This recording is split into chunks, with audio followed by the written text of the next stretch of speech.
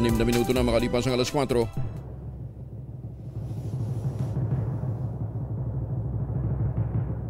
And the Golden Dove for Best Science and Technology Journalist goes to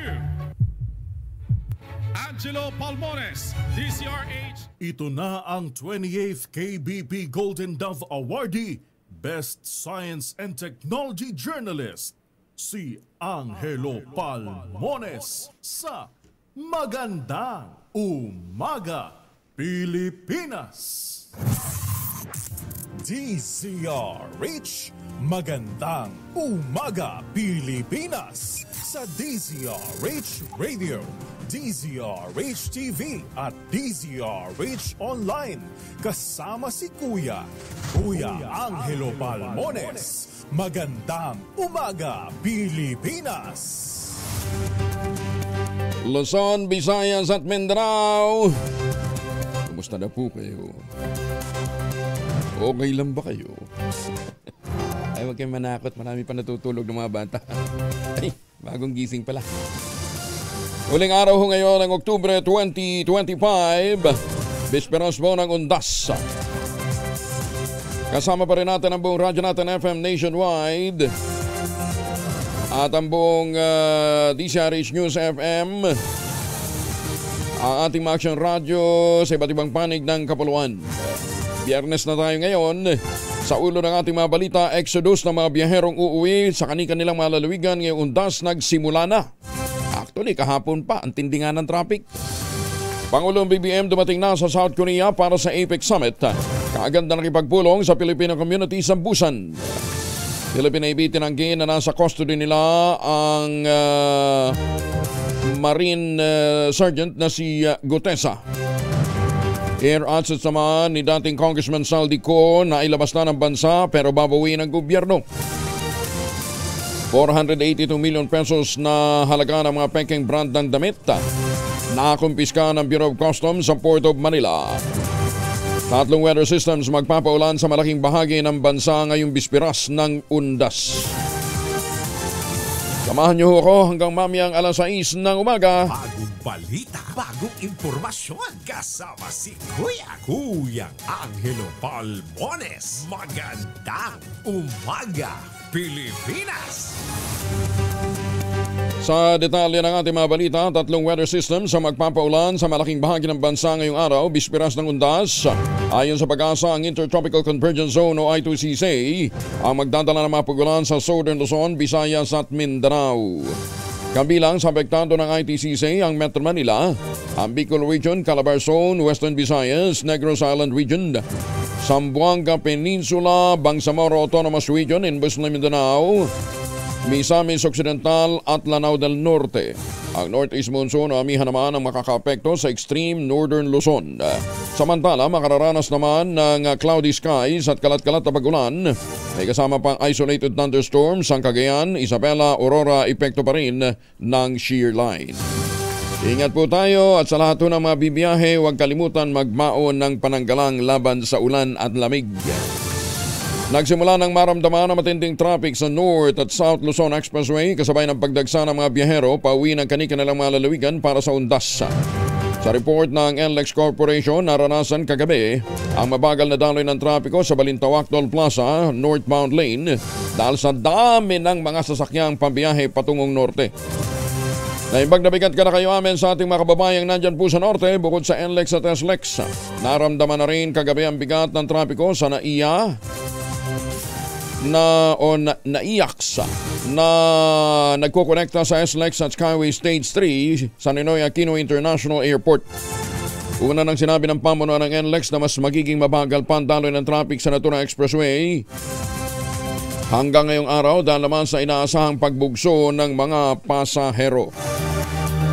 Mahigit sa 1,500 na mga tauhan ng Philippine National Police Highway Patrol Group ang ipinakalat na sa iba't ibang bahagi ng Kapuluan ngayong Undas.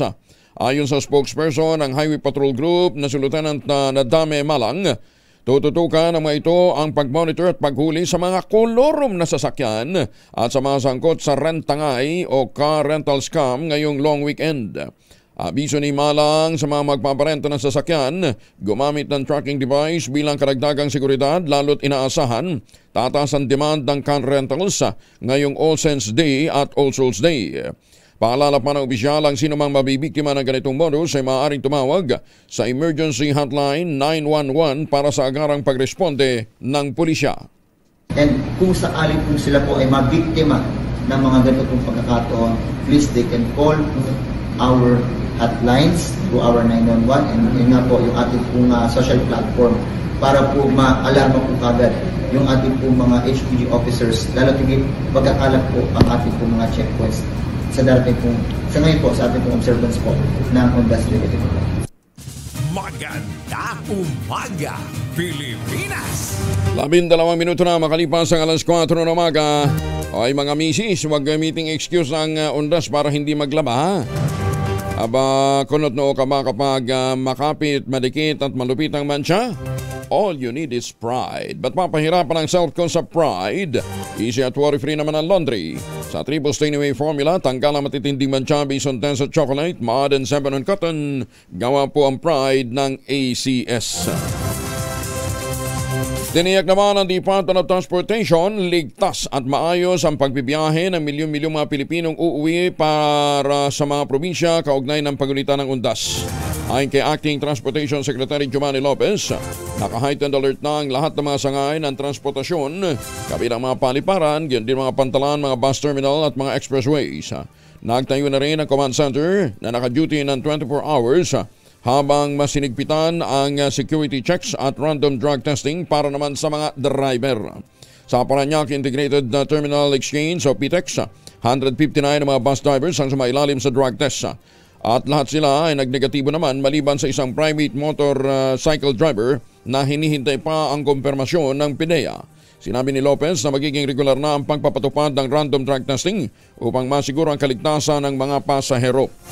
Tinatayang mahigit naman sa 2.1 million na mga pasahero ang daraan sa PTEX simula October 30. Tatagal yan hanggang November 4. Tinataya naman ng Manila International Airport Authority o MIAA na sa mga 1.3 million ang mga pasahero dadagsa sa Ninoy Aquino International Airport. Actually, nagsimula pa noong October 28. Ayon kay MIAA General Manager Eric Ines, nakikipagtulungan naman ang ahensya sa New NAIA Infrastructure Corporation at Department of Transportation upang matiyak na ligtas at maayos ang epesyente ang pagbibiyahe ng mga pasahero ngayong Ondas. Sinabi ni Ines na layunin ng MIAA maihatid ang world-class airport experience kahit sa pinakaabalang araw ng taon. Kabilang sa mga paghahanda ang mas mahigpit na seguridad, dagdag na airport staff at mabilis na pagpuproseso ng mga biyahe ng mga pasahero. Pero sana naman okay na po ang inyong mga CR, ha? Magandang umaga, Pilipinas! Pinag-iingat naman ang Philippine National Police ang publiko laban sa mga kriminal ngayong panahon ng Ondas. Ayon kay Acting PNP Chief Lieutenant General Jose Melencio Nartates Jr., bagamat mahigit sa 50 mga tauhan ay pinakalat ng pambansang pulisya. Pinakamahalaga pa ring depensa ang pagkakaroon ng kamalayan at pagiging mapagmatsyag ng taong bayan. Sinabi ni Nartates, nagkalat ngayon ang mga snatcher. Hindi lamang sa mga terminal kundi pati sa mga simenteryo. Partikular na sa mga matataong lugar, lalo na sa mga mall.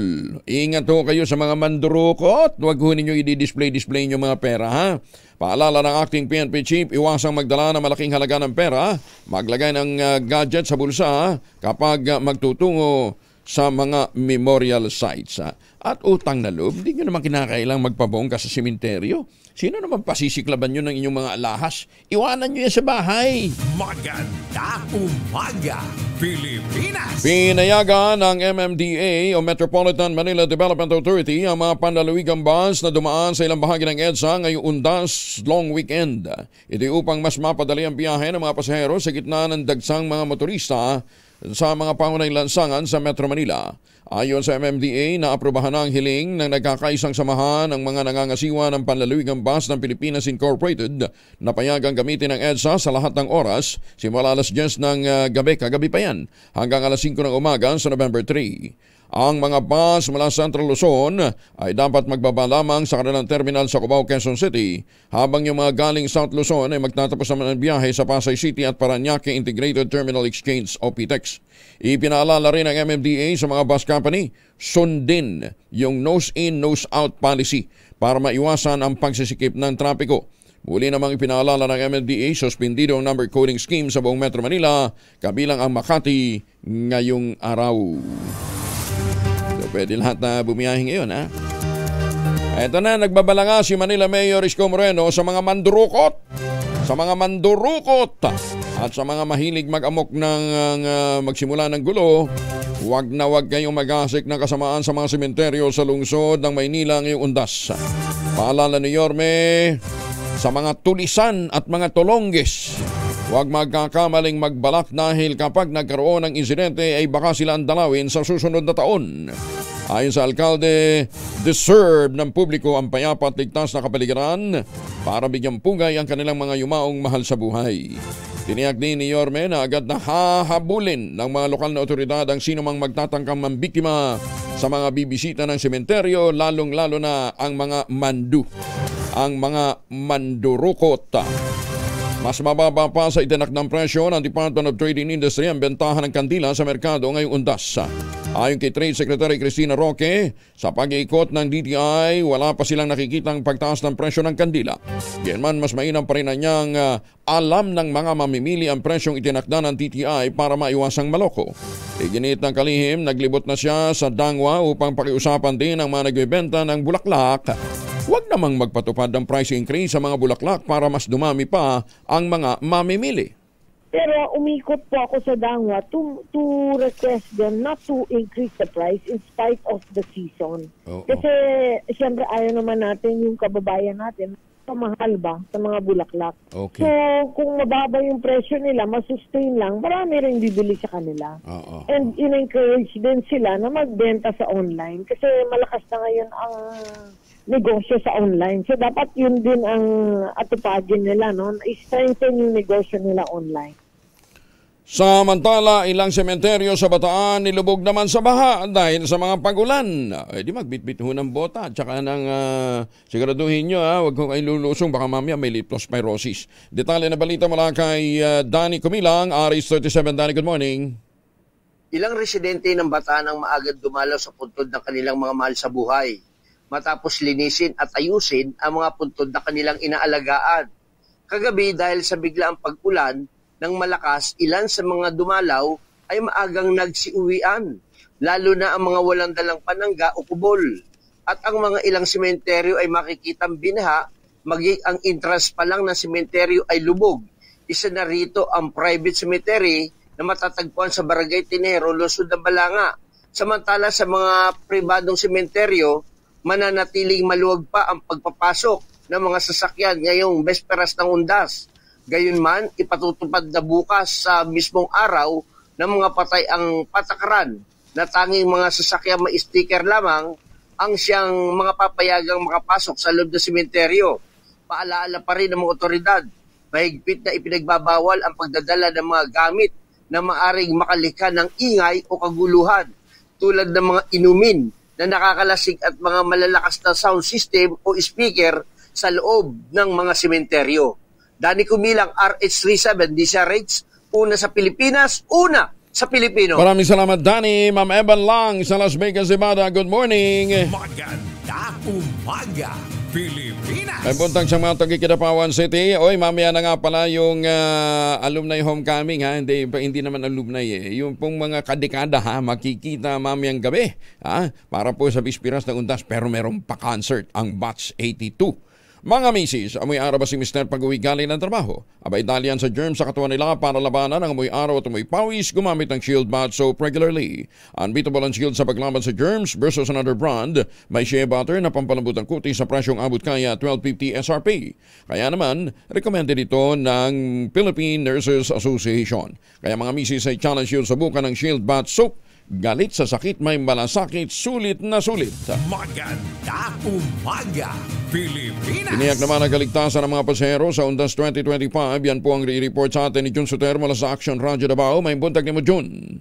Mayong buntag usab Kuyang Angel, tiniyak ng Land Transportation Franchising and Regulatory Board Region 11 o LTFRB 11 ang ligtas at maayos na biyahe ng mga pasahero ngayong Undas 2025 sa ilalim ng Uplan Biyaheng Ayos. Ayon kay Regional Director Nonito Llanos, personal siyang nanguna sa inspeksyon ng mga bus terminal at public utility buses sa buong rehiyon upang masiguro ang kahandaan ng mga sasakyan at mga driver sa inasahang pagdagsa ng mga biyahero pauwi sa kanilang mga probinsya. Pinaalahanan ng ahensya ang mga bus operator na mahigpit na sundin ang lahat ng anintuntunin ng LTFRB, kabilang ang pagkakaroon ng kumpletong safety equipment gaya ng first aid kit, fire extinguisher at early warning devices. Sinuri rin ng mga personel ang kondisyon ng mga ilaw, preno, signal lights at CCTV cameras upang maiwasan anumang aksidente sa daan. Tiniyak din ni Llanos na minomonitor ng ahensya ang pagkakaroon ng mga priority seats para sa mga senior citizens, persons with disability at mga buntis upang matiyak ang komportabling biyahe ng lahat ng pasahero. Ito si June Suter para sa DZRH. Una sa Pilipinas, una sa Pilipino. Daghang salamat, June Suter. Ay magandang umaga nga pala sa mga Pilipino dyan sa The Netherlands, ha? Dami palang mga Pilipino nakatutok din ho sa atin pagka umaga. Text message nyo nga kami, para mabati din ho namin kayo individually, ha? Magandang umaga din sa mga Pilipino dyan sa Spain, at sa mga Pilipino sa Switzerland. Maraming bagdabigat kada kayo amin sa mga kababayan natin dyan sa Hawaii. Pinaalalahanan ng Department of Labor and Employment o DOLE ang mga manggagawa at mga employer hinggil sa no work, no pay policy ngayong Undas break. Ayon sa DOLE, ang October 31 at ang November 1 ay special non-working days, kaya't walang bayad ang mga empleyadong hindi papasok sa trabaho. Para naman sa mga magtatrabaho na katulad ni Angelo, makatatanggap ng karagdagan 30% ng kanilang basic wage para sa unang 8 oras ng trabaho. Kaso 2 oras na ako papasok Hindi ako kasama dito, Malo. Hindi daw. Kung mag-overtime naman, may dagdag pang 30% ng hourly rate ng ibabayad sa kanila. Paalala ng DOLE sa mga employers, sundin ang tamang wage computation upang matiyak na makakakuha ng karampatang benepisyo ang mga manggagawa ngayong panahon ng Undas. At ano man po ang lakad natin ngayong araw na ito, huwag kalimutan magbaon ng proteksyon laban sa mikrobyo. May 2 formulation ng family alcohol na pwede nating pagpilian, Yung family 70% isopropyl alcohol, especially prepared for clinics, hospital, pharmacies, laboratories, pero okay na okay din po yan sa mga households.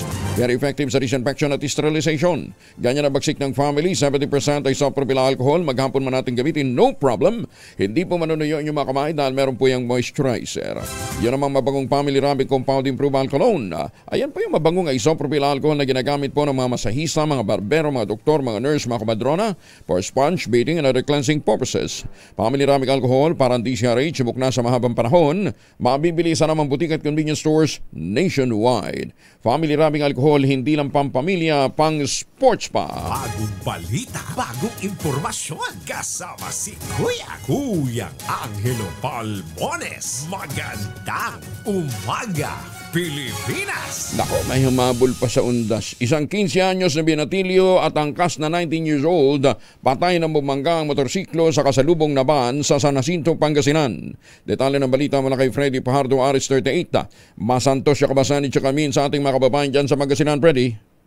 Masantos siya kabusan, Kuyang Angel. Hindi na umabot ng buhay sa Region 1 Medical Center sa Dagupan City ang magkaibigang isang 15 anyos na binatilyo na driver ng motorsiklo at 19 anyos na binatang angkas, pawang mga residente ng Barangay Pantal, Manawag matapos silang maaksidente. Batay sa ulat ni San Jacinto ay si Chief of Police Napoleon Velasco Jr. naganap ang aksidente alas 3 ng madaling araw kahapon sa kahabaan ng Provincial Highway sa Barangay Macayog, San Jacinto, kung saan ay binabagtas nilang south direction nang pumasok sa kabilang linya na siya namang pagdating ng kasalubong nilang van na minamaneho ng isang 54 anyos na lalaki na residente ng San Fabian. Kaya sila nagkabanggaan at sa lakas ng impact tumilapo ng mga biktima na parehong walang suot na helmet, kaya napuruhan ang kanilang mga ulo dahilan ng kanilang kamatayan. Nabatid na galing umano sa inuman ang mga biktima at papauwi na sana sa kanila sa Manawag nang maganap ang aksidente. Hindi naman nasugatan ang van driver na ngayon nasa kustodiya na San Jacinto Police Station para sa kaukulang disposisyon.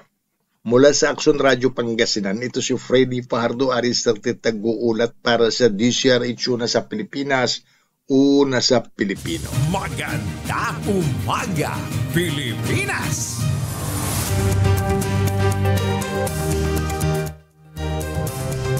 Sa mga BBI, kaya nga meron tayong batas na sa helmet 26 na makalipas ang alas 4, nakumpiska naman ng Bureau of Customs ang mahigit sa 482 million pesos na halaga ng counterfeit apparel sa mga pekeng branded na damit mula Bangladesh. Dumating ito sa Port of Manila noong pang August 2025. Sa isinagawang physical inspection noong October 9, 2025, nakumpiska ng BOC ang mga shipment na naglalaman ng halos 1,300 boxes ng counterfeit na branded apparel na misdeclared bilang medyas. Nako, wala nyo, medyas pang exchange gift lang kapag New Zealand Prime Minister ang kausap. Ayon kay Customs Commissioner Rirel Nepomuceno, ang mga items ay may mga trademark ng iba't ibang global at local brands. Kabilang dito yung Jag, Ben, Zara, Givenchy, Pubo, ang Lee, H&M, meron pang naglagay ng Lacoste, at Levi's. Nakatagdang kasuhan naman ang paglabag sa Customs Modernization and Tariff Act at paglabag sa Intellectual Property Code of the Philippines ang mga taong sangkot sa pagpupuslit ng mga peking apparel. Pumasok naman sa isang partnership ang Philippine Amusement and Gaming Corporation of PAGCOR at ang National Privacy Commission. Naglalain itong palakasin ng proteksyon ng data privacy at tiyakin ang pagsunod sa regulasyon ng buong gaming sector sa bansa. Ang collaboration ay ginawa sa pamamagitan ng isang Memorandum of Understanding o MOU na nilagdaan sa pagitan ng dalawang ahensya. Naglalain itong magtulungan ang PAGCOR at ang NPC upang tugunan ang mga hamon sa privacy ng data, pahusayin ang stakeholder collaboration at ipromote ang isang ligtas at trusted gaming environment. Ayon kay PAGCOR Chairman at CEO Alejandro Tenco, ang partnership ay nagpapatibay sa commitment ng State Gaming Firm na pangalagaan ng personal data ng mga empleyado ng PAGCOR, gayon din ang kanilang mga licensee at mga tumatangkilik sa paglalaro. Sinabi ni Tenco, ang MOU ng PAGCOR at ang NPC ay isang vital step, mahalagang hakbang para sa pag-align ng mga patakaran at proseso ng PAGCOR sa nagbabagong privacy o data privacy landscape. Magandang umaga, Pilipinas! PNP Camp Ruperto Kang Leon sa Palo Leyte at ang PMS na mahagi naman ng food packs at sabay pang nagtanim ng kahoy sa bayan ng Lapas, Leyte. Detalye ng balita mula kay Jimmy Angay-Angay, Aris 32, maupay nga agad Jimmy. Isinagawa ng PNP Camp Ruperto Kang Leon, Palo Leyte ang tree planting at pamamahagi ng food packs sa bayan ng Lapas, Leyte. Itong sinabi ni Police Regional Office 8 Regional Director Brigadier General Jisung Kapoy. Ayon kay General Kapoy, sinagawa nila sa Barangay Tabang, Lapas, Leyte sa panguna ni Attorney Pete C. Marcos, ang Presidential Management Staff Undersecretary, sa pakiugnayan ng mga barangay official sa Barangay Tabang, Lapas, Leyte. Kasama na si Honorable David Constiniano. Ang tree planting activity, binigyan diin dito ang responsibility ng gobyerno at mga mamayan para sa pag-maintain at pag-sustain ng healthy environment. Partnership ng pamalaan, lalo na ang Presidential Management Staff, Philippine National Police, Local Government Unit sa bayan ng Lapas, Leyte, nagpapakita ng kahalaga ng teamwork at kooperasyon sa pagproteksyon sa kalikasan. Mula dito sa DYVL Action Radyo Tacloban, ito si R32 Jimmy Angay-Angay para sa DZRH. Una sa Pilipinas, una sa Pilipino. Bagong balita, bagong impormasyon. Kasama si Kuyang Angelo Palmones. Magandang umaga, Pilipinas! Dagang salamat Jimmy Angay-Angay, alas 4:30. Ay, magandang umaga sa mga suki natin dyan sa Malaysia. At saka sa mga suki natin sa Brunei. Lahat ng mga mandaragat natin, yung mga Pilipino nating mga seafarers, kumusta na po kayo? Ingat ho sa inyong paglalakbay. Kung pabalik na kayo ng Pilipinas, huwag nagmagpasalubong ng imported na tsokolate. Meron po tayong Tangerine Chocolate. Ang Tangerine Chocolate po ay produkto ng mga magdaniyog ng mga magsasaka dyan po sa lalawigan ng Quezon. Sa tulong po ni Dr. Helen Tan, yung pong mga planting material ng kakao galing Davao, itinanim po yan sa ilalim po ng mga nyugan. Kaya ngayon nagpo-produce na ho sila ng dekalidad na cacao beans, pinaprocess para maging Tangerine tangerine chocolate. Ayan ha. May mahigit 10 variants po ang tangerine chocolate ha. I-check po ninyo sa tangerinechocolate.ph. Ang mga raw materials niyan galing din po sa ani ng mga magsasaka ng ating mga magniniyog. Kaya talagang 100% gawang lokal ito. Ano ha? At habang tinatangkilik po ninyo ang tangerine chocolate, sabi nga ni Dr. Helen Tan, pinalalakas ninyo ang loob ng ating mga magsasaka, pinalalakas ninyo ang ating lokal na ekonomiya. Tangerine chocolate available sa 0919-095-5935. Sabi nga ni Dr. Helen Tan, bagamat ang tangerine chocolate ay gawang lokal, it tastes and looks global dahil tinulungan po ito ng DTI at ng DOST. Tangerine chocolate 100% gawang atin. Pakiusap po ni Dr. Helen Tan, sana po ay ating tangkilikin. Ikinokonsidera ng Department of Education ang pag-upa sa mga saradong pribadong eskwelahan upang tugunan naman ang kakulangan ng mga silid-aralan sa bansa. Sa inilabas na pahayag ng Department of Education, ito sa mabilis na solusyon kanilang naiisip para matugunan ang kakulangan ng mga pasilidad katuwang ang pribadong sektor at iba pang mga ahensya ng gobyerno. Isa sa mga tinitingnan posibleng unang upahan ng DepEd ang PITA property na dating Rainbow Institute for Learning Incorporated. Ang sukat po nito ay 1,385 square meters. Ayon sa DepEd, 2 kilometro lamang ang layo ng nasabing campus mula sa Don Manuel Rivera Memorial Integrated National High School na isa sa mga paralang kumakaharap ngayon ng kakulangan ng silid-aralan. Paglilinaw pa ng kagawaran, hindi ito kapalit ng long-term infrastructure program kundi hakbang lamang para maiwasan ang classroom backlog. Ayon. Secretary Vince kasi, dapat kinakausap mo ng maayos ang mga natitira pang mga opisyal at mga engineers ng DepEd. Bantakin mo, nagpabibo, patanong-tanong pa si Secretary. 22 lang? Out of mahigit ilang libo na dapat maitayo? 22 lang? Sek, paano ba naman hindi maitatayo ang 22 lang? Paano namang matutugunan yung kakulangan ng classroom? September 23, na-release yung pondo sa mga district engineering office. Gusto nyo magic? Paano may tatayo yun? Kung September ng taong kasalukuyan lang, inirelease yung pondo. Di ba? Mag-usap-usap nga kayo. Hindi naman kayo kasi nag-uusap-usap. Kaya tuloy, nagkakawindang-windang ang ating bansa dahil sa hindi nyo pag-uusap. May competition ba kayo? Nagpapapogi ba kayo? Kanya-kanya bang pataasan ng jingle to? Dapat you're working as one dahil iisa lamang ho ang gobyerno natin. Pagka nakikinig ka dun sa hearing, para bang diba? Pinakamagaling na yung mga natitira dun. Hindi natin pinagtatanggol ang mga taga-DPWH, pero tama naman huding yung punto ng iba. Paano naman namin matatapos yan kung karirelease pa lang ng pondo? Di ba? Tapos yung haharap sa amin, inaasahan namin magpapaliwanag man lang, hindi man nagtanong pagkatapos. Totoo ba to? Totoo. Pero sino may kasalanan?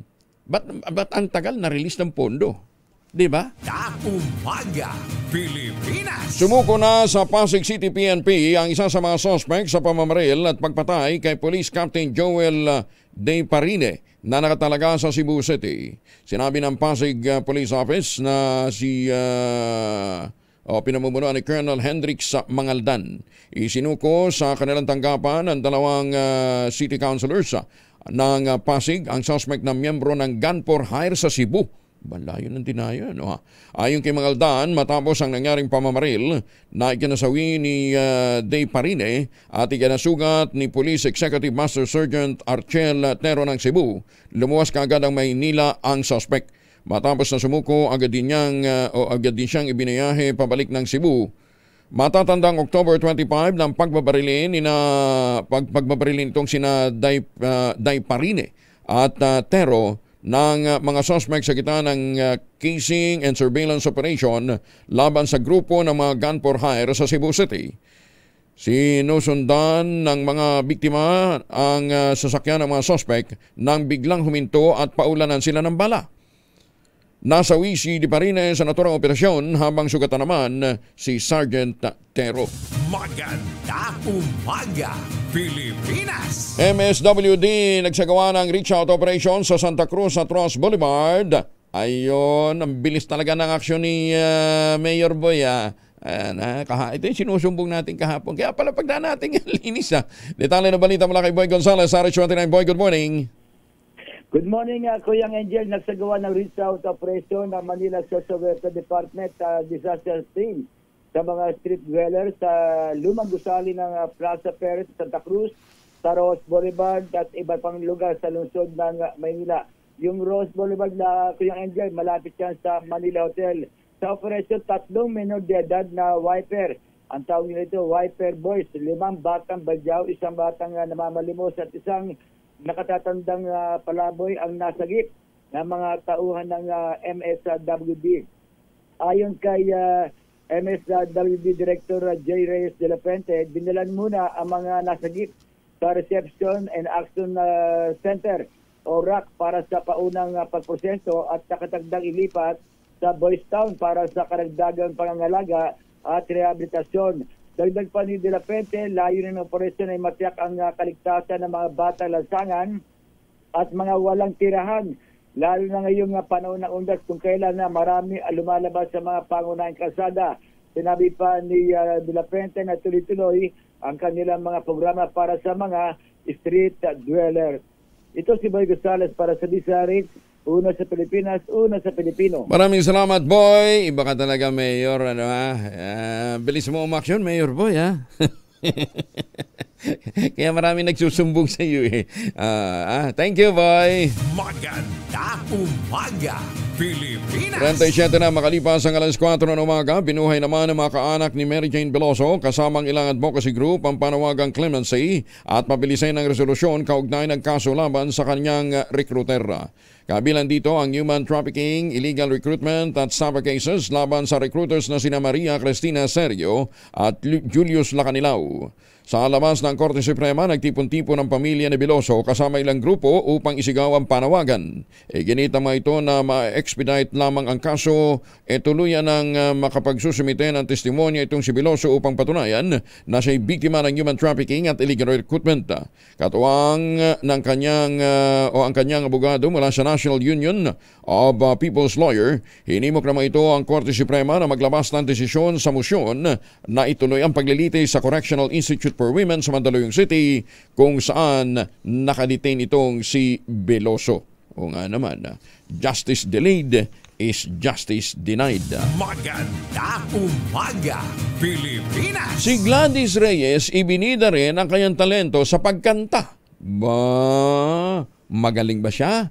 Alamin natin mula kay Morley Alinio. Morley, good morning! Gising na ang showbiz, rampa na Pilipinas. Good morning, Kuya Angel. Sinong mag-aakala na ang isang Gladys Reyes na kilala bilang primera uno sa pagiging kontrabida ay isang mahusay na singer pala? Yes, sa totoo lang, bukod sa pag-arte, ay may kakayahan o talento pala itong si Gladys pagdating sa pag-awit.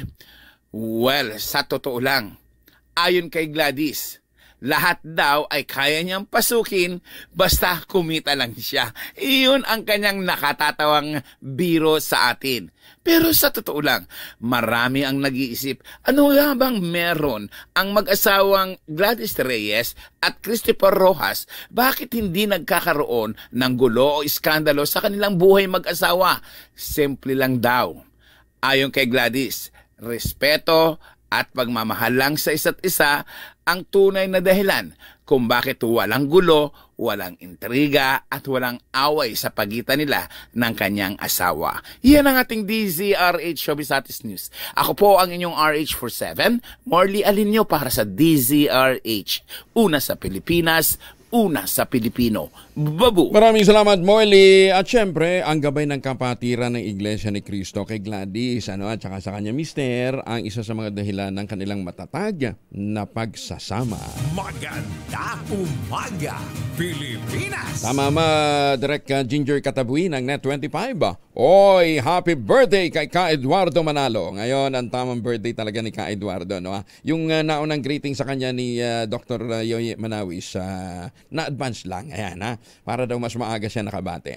Pero ngayon, ang talagang birthday ni Ka Eduardo Manalo, ang Executive Minister po ng Iglesia ni Cristo. Ka Eduardo, happy birthday. Ayan, Oy, Birthday din pala niya. Actually, hindi. Nauna na. Belated na ito. Belated happy birthday kay Alvin Nunez. Diyan po naman sa Alberta, Canada. Ayan, ha? Si Alvin Nunez naman, bago napadpad dyan sa Alberta, Canada, ay kasama natin sa mga volunteers ng ABS-CBN Foundation. Ha? Happy birthday din and good luck dyan sa mga ginagawa mo dyan, Alvin. Ayan, ha? Ano yan physical therapist. Doon po sa Alberta, Canada. Ay, good morning din, syempre, kay Mayor Senny Mendoza. Mayor Senny, good morning, ha? At maraming salamat po sa inyong patuloy na pag-alala sa amin dito sa DCRH, ha? Magandang umaga din kay Kaador Plato, Director Joel Valera dyan sa Mindoro. Kumusta na ho kayo, ha? Kumusta na ho yung mga taga Mindoro, ha? Magandang umaga din kay Dr. Jessica D. Doc Jessica, ha? Ingat kayo, ha? At kay Ambassador Harry Amping. Magandang umaga din kay Justice Max De Leon, kay Justice Energito, kay Justice Raul Villanueva, syempre, kay Justice Alex Gesmundo, ang ating Chief Justice, ha? Justice Maidas Marquez, kumusta rin ho kayo, ha? Magandang umaga, Pilipinas! Balik tayo sa mga balita. Ay, teka muna, anong oras ba? Ay, 42 na. 42 na makalipas ang alas 4 ng umaga, oras na para tayo po naman ay mag-ultabayo. Ano nga bang ultabayo? Ang ultabayo po ay postbiotic with Lactococcus lactis strain plasma. Ito po ay dumaan sa mahabang clinical trial, hindi testimonial, hindi kwentong kutsero, kundi human clinical trial dyan po sa Japan. Ang bawat kapsula po ng ultabayo ay nagtataglay ng 50 billion cells ng Lactococcus lactis strain plasma. Kaya po napaka-potent po nito na pagpasok po sa ating katawan, sa ating sistema, abay, na-activate po nito yung PDC. Yung po naman yung tinatawag na madalubhasa na commander ng ating immune system, yung plasmacytoid dendritic cell. At yan ang responsable sa pagtataboy ng mga toksin sa ating katawan habang tayo'y natutulog, kaya't napapanumbalik nito ang lakas ng ating immune system. Nakatutulong din ang ultabayo para ma-achieve natin magandang tulog. Siyempre, pagka magandang tulog, may panlaban tayo sa puyat, pagod at stress. Ilan lamang yan sa mga benepisyo po ng ultabayo, ha? Kung may mga concerns pa ho kayo, may mga katanungan kayo, lalong-lalo na sa mga lalawigan at sa mga suki natin sa ibang bansa, mag-text lamang sa 0931-033-2871. Ulitin natin, ha? 0931-033-2871. Ang ultabayo po ay rehistrado sa Food and Drug Administration, halal certified. Available po ito sa Mercury Drug, Southstar Drug, Amesco Drug, ganun din sa John's Pharmacy, Curamed, HB1 Plus Pharmacy. Ang good news po, kapag bumili pa rin ng isang box ng Ultabayo Postbiotic, yung 30 capsules sa 5 Mercury Drug Store sa buong bansa, abay makakakuha ka ng free 100 pesos Mercury Drug Gift Certificate. Promo runs from August 1, 2025 to July 31, 2026 only. Per DOH FDA CFRR permit number 0981-0/2025. Mahalagang paalala, ang Ultabayo hindi gamot at hindi dapat gamitin panggamot sa anumang uri ng sakit. Magandang umaga, Pilipinas! High value terrorist group personality na may patong-patong na kaso natimbog naman sa Baguio City. Detalye ng balita mula kay Romy Gonzalez, RH41, ay bagdabigat, Romy. Romy? Naresto ang isang high-value communist terrorist group personality sa ikinasang operasyon ng pulis at militar sa barangay Zamora, Baguio City. Ang lalaking CTG personality ay umaharap sa kasong 9 na bilang ng murder, 5 bilang ng attempted murder at 1 bilang ng frustrated murder. May patong ito sa ulo na 2.2 milyong pisong monetary reward sa ilalim ng DND-DILG Joint Order on Rewards at nakatala sa Periodic Status Report on Threat Group o PSRTG para sa second quarter ng 2025. Ang matagumpay na operasyon ay magkatuwang na isinikatuparan ng City Intelligence Unit ng Baguio City Police Office, CFU, Regional Intelligence Unit 14, Kalinga Provincial Police Office, Baguio City Police Office, SWAT City Mobile Force Company, Regional Mobile Force Battalion 15 at iba't ibang unit ng Philippine Army. Ang kanyang pagkakatakip ay bunga ng validated intelligence report na ibinigay ng Army Intelligence Unit. Ang akusado ay nasa custody ng Regional Intelligence Division ng Police Regional Office Cordillera Administrative Region para sa documentation bago ito i-turn over sa hukuman na may jurisdiksyon sa mga kasong kinasasangkutan nito. Ito si RH41 Romy Gonzalez para sa DZRH, una sa Pilipinas, una sa Pilipino. Maraming salamat, Romy Josegina. Maganda umaga, Pilipinas! Doon sa mga paakyat ng Baguio, ingat ho kayo ha, at madulas sa mga lansangan natin. At siguro mag-check ho kayo from time to time prior to your travel. Check ho ninyo yung mga madadaanan po ninyong mga daan. Ha? Dato Paglas Bridge sa Maguindanao del Sur nanganganib. Uy nako, meron daw pong malaking crack sa pundasyon na nadiskubre. Paano nga kasi alam pondo yung sa maintenance ng ating mga daan at mga tulay? Diba? Napunta sa flood control. Detalye ng balita mula kay Jun Di Bokotak, RS19. Assalamualaikum, Brother Jun. Alaikum assalam ko yang Angel. One-way traffic o one-lane system ang pinatutupad sa Dato Paglas Bridge, ang nag-iisang tulay na dumudugtong sa Maguindanao at Cotabato Province via Buluan, Dato Paglas, Maguindanao del Sur at Tulunan, Makilala, Cotabato Province. Ang dahilan, nakitaan na malaking crack ang ilalim ng tulay na kinababahalang baka bumigay anumang oras. Mismong si Lone District of Maguindanao del Sur, Representative Ismael Toto Mangodadato ay sinuri ang area at labis itong nabahala sa nakitang malaking bitak sa ilalim sa bahaging pundasyon ng nasabing tulay. Nananawagan na rin ang kongresista kay DPWH Secretary Vince Dizon na bigyang pansin ang tulay ng Dato Paglas. Anya, kapag gumuho ang tulay, malaking perwisyo ito para sa riding public at ganoon na rin sa komersyo. Ang tulay ay may kalumaan na rin at kailangan ng gawan ng panibagong tulay ayon pa kay Congressman Ismael Toto Mangodadato. Ang tulay ng Dato Paglas ang siyang natatanging ruta na may mabilis na akses patungong Davao City kung nanggaling ka sa mga probinsya ng Sultan Kudarat at Maguindanao del Sur. Kung sakaling lalala ang kondisyon ng Dato Paglas Bridge, mapipilitan ng mga biyahero na mag-via Coronadal to Jensan to Davao and vice versa, o di kaya'y via Datupiang to Midsayap, Cotabato Province and vice versa. Habang ongoing naman ang construction ng bagong Buluan Bridge, katabing bayan ng Dato Paglas, Maguindanao del Sur. Mula sa Central Mindanao, RH19, Jun Di Makutak, DZRH, una sa Pilipinas, una sa Pilipino. Sukran Jun, maraming salamat. Yan ho ang patunay na alaho talagang na-release na pondo para ho sa maintenance ng mga bridges ho natin. Kaya nagkawindang-windang Di ba? Yung San Juanico, sa tagal-tagal ng panahon na maayos naman yun, hindi ho nalagyan ng pondo for maintenance. Yung Kabagan Bridge, ay ibang kaso naman ho yun. Pero ito, patunay ho na nawala yung pondo para sa maintenance, road maintenance and repair, ganyan din sa maintenance ng ating mga tulay. Ay, sus, may Ginoo. Napunta ho sa flood control na. Nagngingit-ngit ang bumbuna ni Tita Cheng, Tita Conchita Cheng pagka napag-uusapan ang problema ho sa flood control. Good morning, Tita Conchita. Ayan, ingat ho kayo. Maganda umaga, Pilipinas! Archie Alemania, tikom pa rin ang bibig, makarang mahatulang guilty sa kasong acts of lascivious business. Detalye na balita mula kay Gorgie Rula. Gorgie, good morning. Pagkatapos ibinabang hatol na guilty sa komedyanteng si Archie Alemania kaugnay ng kasong acts of lasciviousness na isinampa ni Rita Daniela, wala pa ring aksyon o pahayag ang kampo ng aktor kung ano ang susunod nilang hakbang. Hinatulan si Archie ng 1 buwan at 1 araw na pagkakulong, pero bilang SOP nga ay may 15 days pa ito para magsumiti sila ng motion for reconsideration o kaya iapila nila ito. Sa aming pagtatanong ay wala pa raw silang ginagawa. Si Archie naman ay tahimik pa rin at wala itong statement na inilabas tungkol sa inihatol sa kanya. Mabuti at may trabaho siya dahil may nagpost ito sa kanyang Instagram story na nasa isang taping siya at nakasuot ito ng damit pang preso.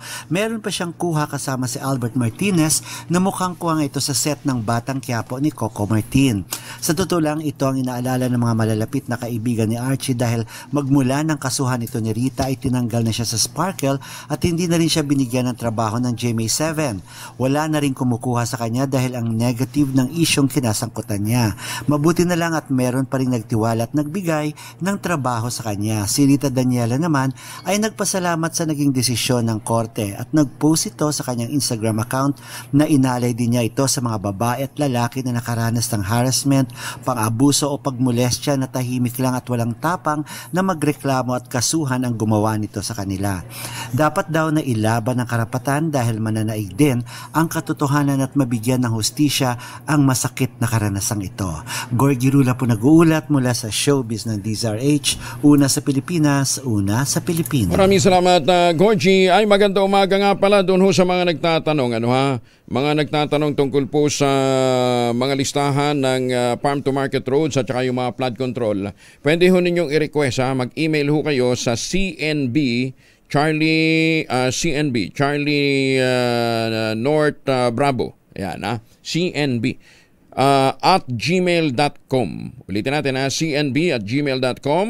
O dili kaya direkta ho kayo mag-text, mag-message ho kayo sa 0915-6699-421. Ayan, yun po yung numero ni Dr. J.R. Ranyola para ho mabigyan ho kayo ng kopya at ma-validate nyo kung dyan sa mga lugar ho ninyo talagang may pinatayong flood control o kaya ay mga farm to market road. Magtulungan na lamang ho natin to, 0915-669-9421. Dyan po ninyo i-message si Doc JR Ranyola. Okay? Para ho mabigyan kayo ng kopya.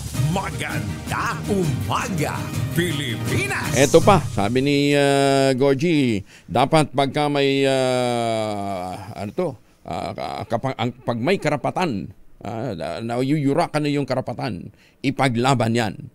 Inalmahan ng UP Diliman College of Science Students Council ang desisyon ng Department of Science and Technology na kalahati lamang ang inirekomendang listahan ng mga mag-aaral ng UP Diliman na mabibigyan ng scholarship sa Accelerated Science and Technology Human Resource Development Program. Iginit ng grupo ng mga estudyante. Taliwas ito sa mandato ng Department of Science and Technology na paunlarin ang scientificong kakayahan ng bansa tungo sa ikabubuti ng sambayanan. Sa halip anyang palakasin ang pundasyon ng agham at teknolohiya sa Pilipinas, lalo pang inilulugmok ang mga scientista sa lumak-lumak na landas. Dahil dito ang panawagan ng UPD College of Science Students Council sa DepEd sa DOST. At saka sa CHED, iripaso naman ang desisyon. Ibigay ang scholarship sa buong listahan ng mga inirekomenda at pagtibayin ang mga scholarship program na may tiyak at sapat na suporta para sa ating mga scientists. Kaya ho tayo na pag-iiwanan ng husto Kasi ang priority ng ilan ho sa mga opisyal ng DOST magbiyahe at mag-exhibit abroad. Anong mapapala natin yun sa mga exhibit nyo? Katarantaduhan lang yan. Ang tagal-tagal nyo nag-i-exhibit sa Amerika. Meron ho ba yung ROI? May napala ba tayo dyan? Tapos gagalit kayo sa akin pagka binabanggit ko na panay junket ninyo sa ibang bansa. Diba? Kaibigan ko si Secretary Solidum, pero sorry hindi ko po pwedeng isang kalan dito ang pagkakaibigan natin dahil sa hindi nyo kinukonsinti nyo itong katarantaduhan ito ginagawa ng inyong mga opisyal. Panay junket ho ninyo Diba? Ano kayo? Porsyono ng grata nyo ako dyan sa inyo. Nako naman. Kakarampot na nga yung pondo nyo, hindi nyo pabigyan ng sapat na prioridad. Bantakin ho ninyo. Yung mga scholar na napangakuan, umasa na, yung iba nag-resign. Nag-resign na sa trabaho para makapag-focus sa pag-aaral. Ngayon, ayun nga. Bakit? Hindi daw po sila may sasama Dahil, binawasan daw po yung pondo. Laki-laki pondo natin sa program funds, ba't hindi nyo dyan hingin? Bakit walang kotong?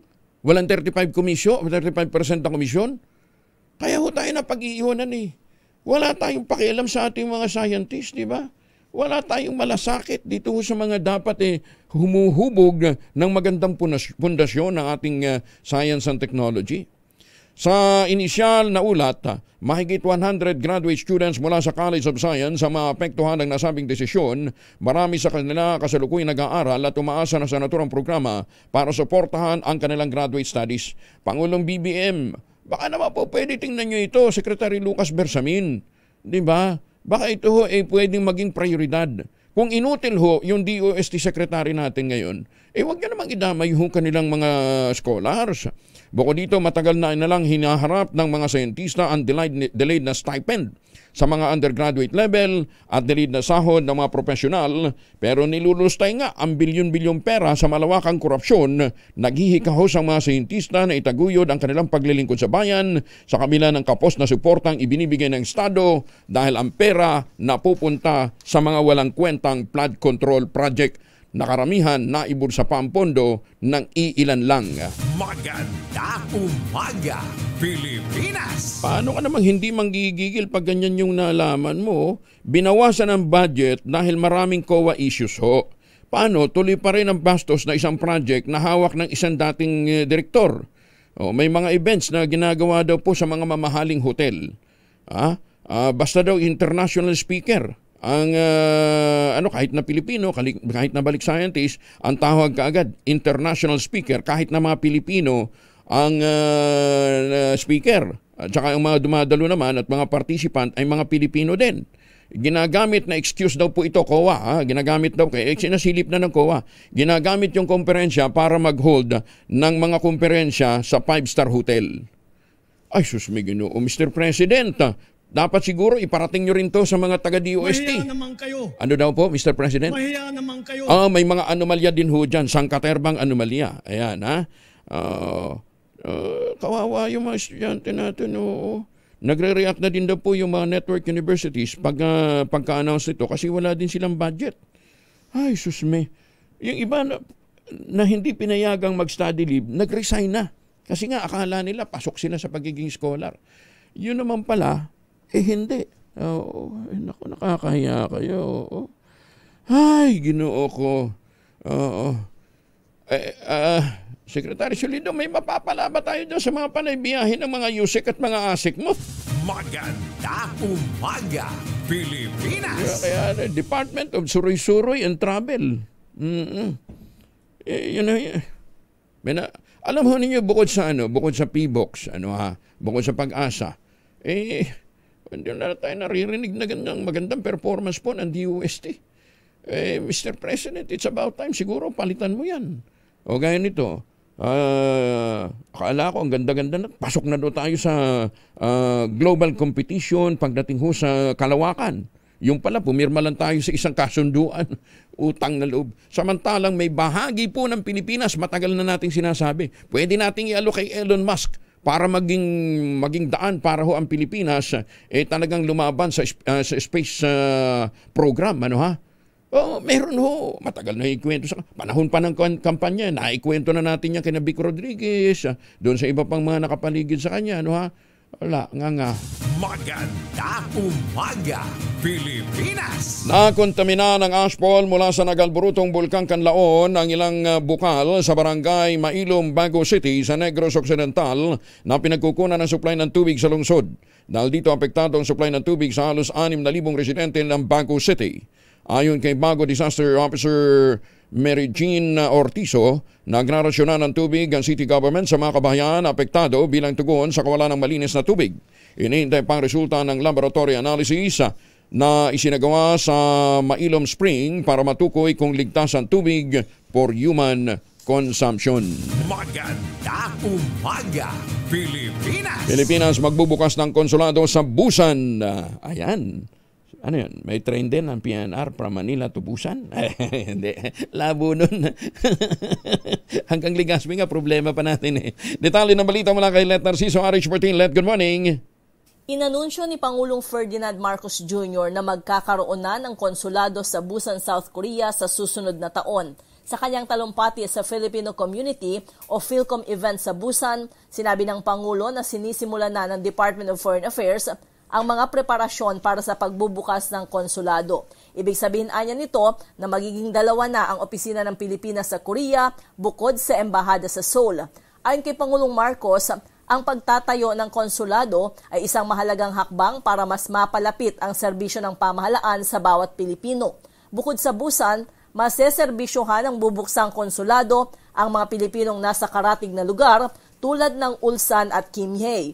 Hindi na anya kailangang bumiyahe pa ng mga ito sa Seoul para mag-renew ng passports, magsumite ng civil registry documents at iba pang dokumentong gagamitin sa Pilipinas. Ibinalita rin ni PBBM ang pagbubukas ng Social Security System Office sa Philippine Embassy sa Seoul. Mapapadalian niya nito ang pag-aasikaso ng mga benepisyo at serbisyo mula sa SSS tulad ng membership, contributions at claims nang hindi na kailangang umuwi pa sa Pilipinas. Nasa South Korea si Pangulong Marcos para dumalo sa APEC Summit. Ito si Let Narciso para sa DZRH. Una sa Pilipinas, una sa Pilipino. Maraming salamat, Let. Aabot ng 20% ng pang-araw-araw na pangangailangan ng katawan sa bitamina ang nadudulot ng pagkain ng 2 itlog kada araw. Ayun, ha? Sabi ko sa iyo, Malukabral, mahalaga ang 2 itlog sa araw-araw, ha? Kaya yung sinusupply sa inyo ni Kadyot dyan na tig-isa lang, kulang yan, dapat tigda 2. Sa pag-aaral, dahil ito sa sustansyang dala ng itlog tulad ng mataas na kalidad ng protina, healthy fats, mga bitamina at mineral na kailangan ng katawan. Sa katunayan, ang 2 itlog pala sa isang araw ay makatutulong sa sapat na supply ng vitamin D para mapalakas ang buto, mapatatag ang ating resistensya, magkaroon ng sapat na vitamin B12 para sa enerhiya at kalusugan ng utak, at vitamin A para sa malinaw na paningin at magandang balat. Bukod pa ito sa taglay ng itlog na protina, healthy fats at mga bitamin at mineral na kailangan din ng katawan. Ang 2 itlog sa isang araw ay makatutulong sa sapat na supply ng vitamin D para mapalakas ang buto, matatag ang resistensya, vitamin B12 nga sa enerhiya, ito mas malinaw na paningin. Meron din itong vitamin E, folate at choline na makatutulong sa memorya at brain development.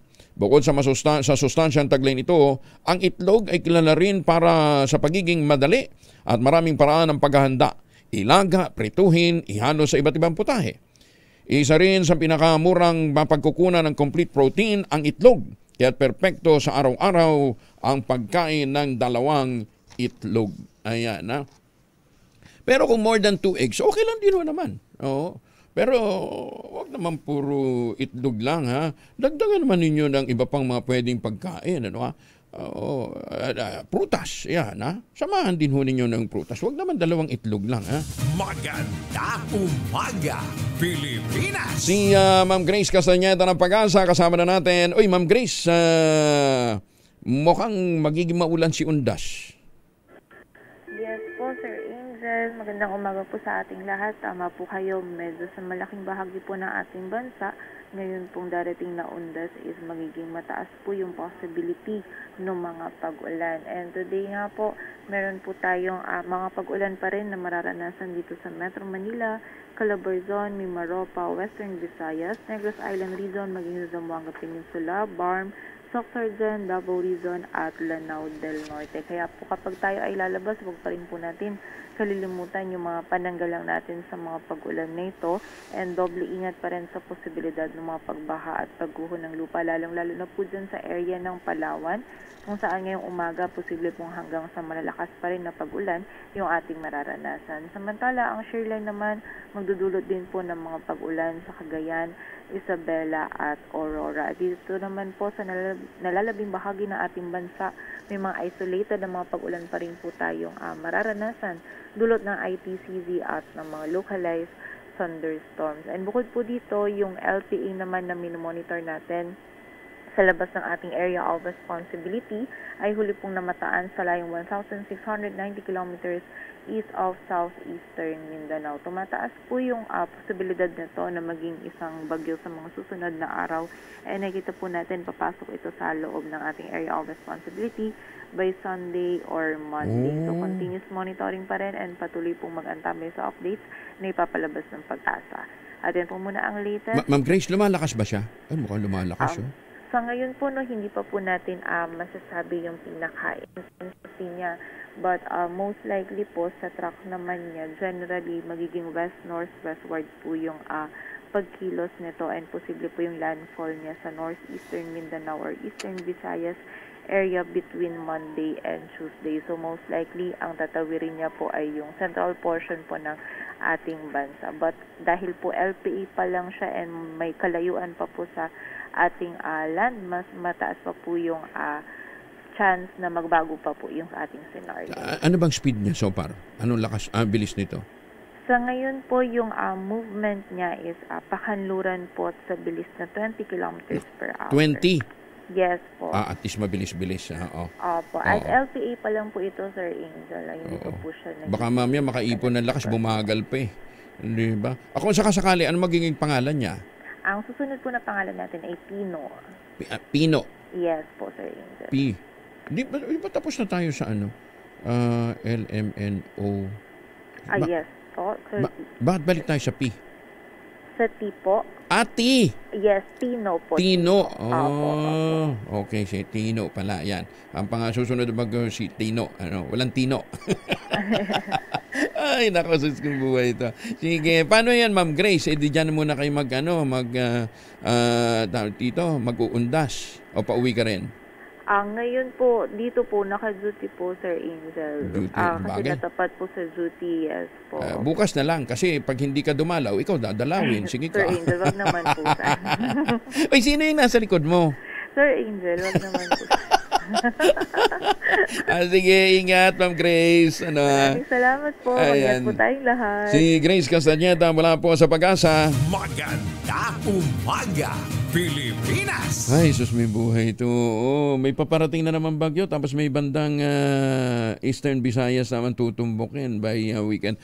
Sama ho natin sa dasal. Sana naman, wag nang lumakas pa. Bagong balita, bagong impormasyon. Kasama si Kuya Angelo Palmones. Magandang umaga, Pilipinas! Ano ko yan? Tuloy ko na muna to?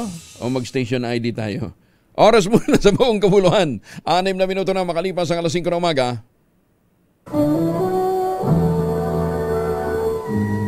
Kauna-unahan sa Pilipinas. NBC Manila Broadcasting Company. DZRH, a proud member of MBC Media Group. Bagong balita, bagong impormasyon. Kasama si Kuya Angelo Palmones. Magandang umaga, Pilipinas!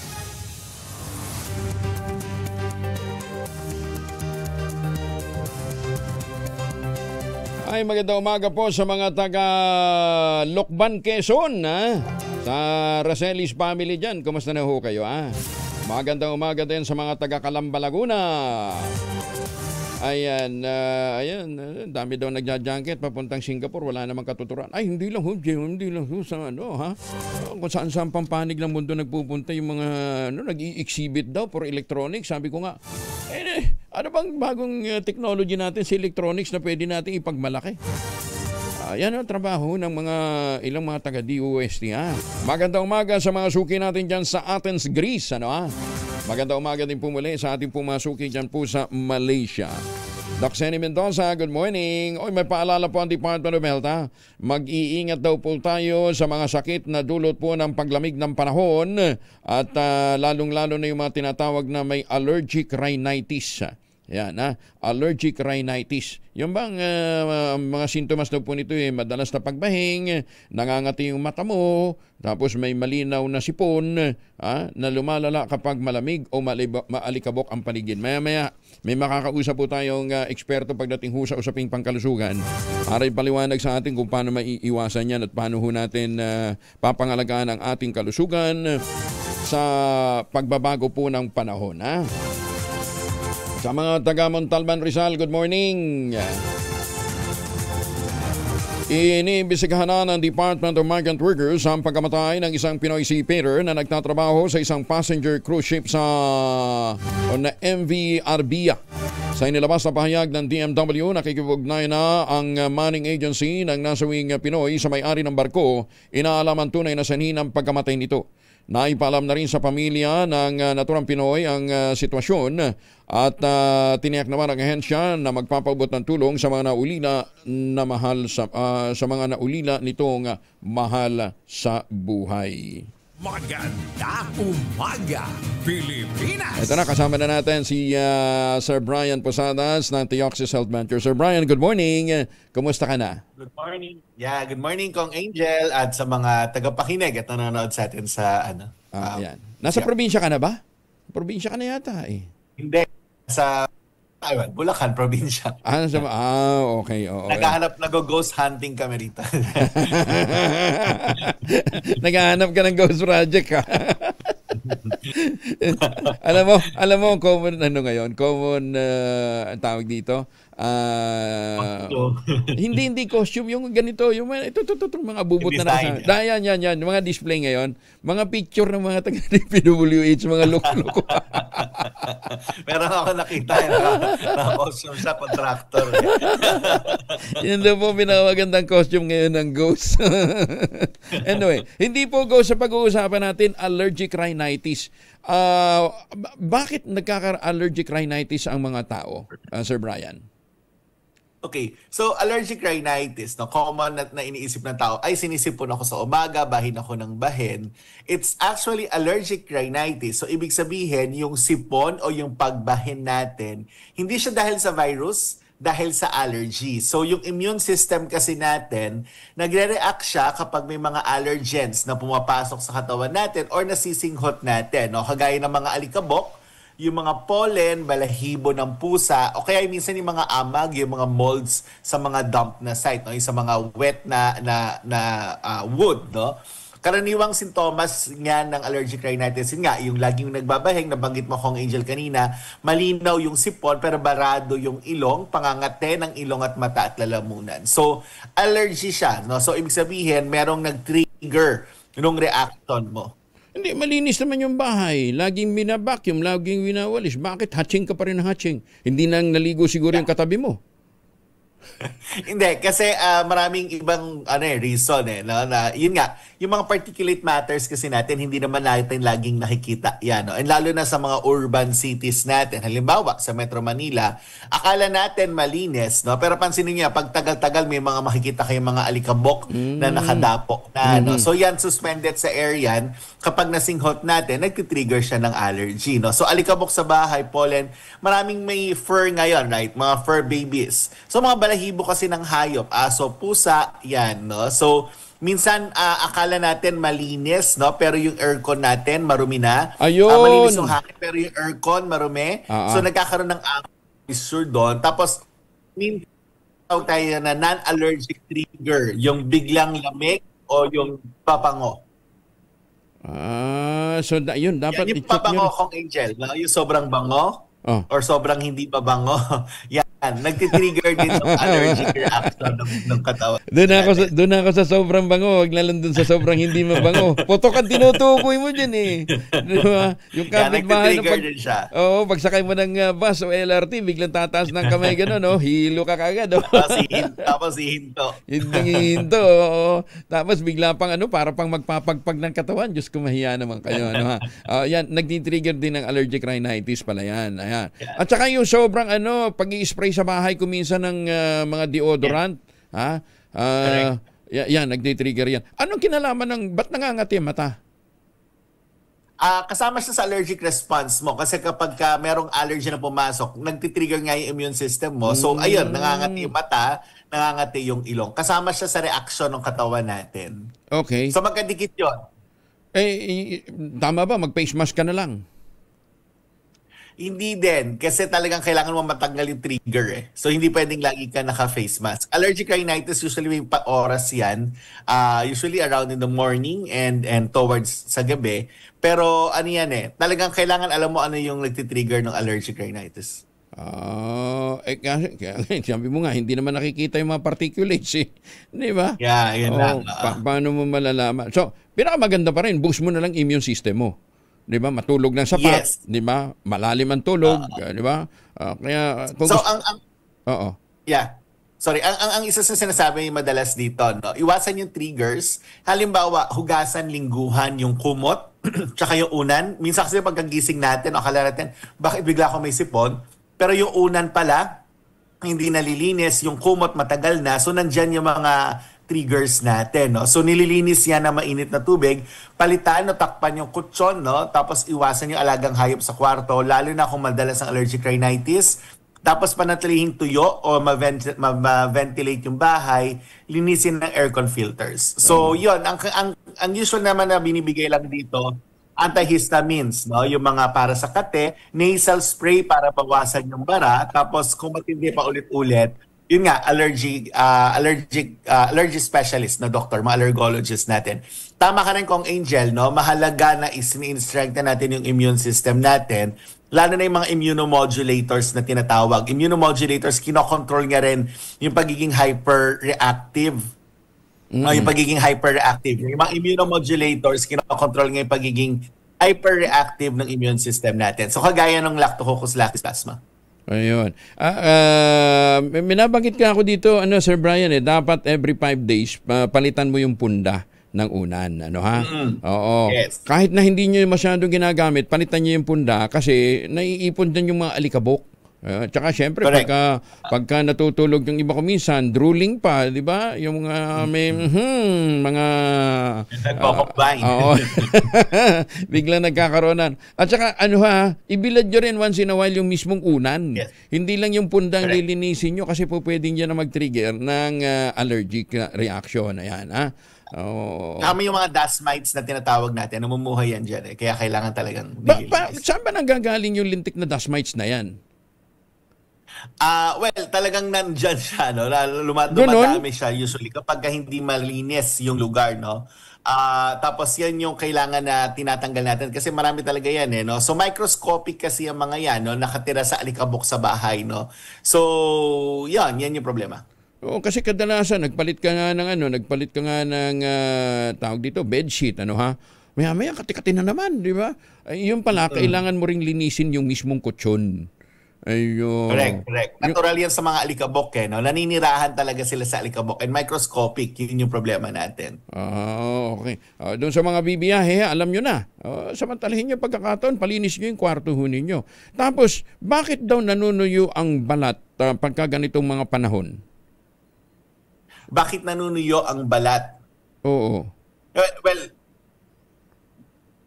I have to check on that, no? Kung merong relation sa climate yung panunuyo ng balat natin, no? So iba-iba kasi factors pagka sinabi mong nanunuyo yung balat, siguro Sir Brian hindi na naliligo kaya nanunuyo yung balat. Kasi masyadong malamig, no? Masyadong malamig. At saka wag din kayo maliligo na masyadong mainit, Masama din sa balat yan.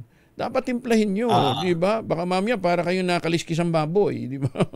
Nangalugat bigla. Balik ako kung Angel yung nanunuyo yung balat. So ano yan? So I check lang, no? It's caused by low humidity. So ibig sabihin pag humahalamig-mig, no, kapag malamig yung panahon, bumababa yung moisture ng hangin. Ibig sabihin yung hangin, hinahatak niya yung natural na oil or tubig sa balat natin. Kaya nagda-dry. So, pag malamig, low yung humidity niya, bumababa yung moisture sa hangin. Yan, kaya nagda-dry. So normal yun. Anong gagawin mo? Kuminsan kati. Well, you have to put moisturizers. Moisturizer talaga. Ayan. So, pinakamainam ho talaga. Baka akala ko ba pagka mabuboost ng immune system ko pagka nag-take ako ng Ultabayo. Pambihira naman kayo. Hindi naman cure-all ang Ultabayo. Ano ba kayo?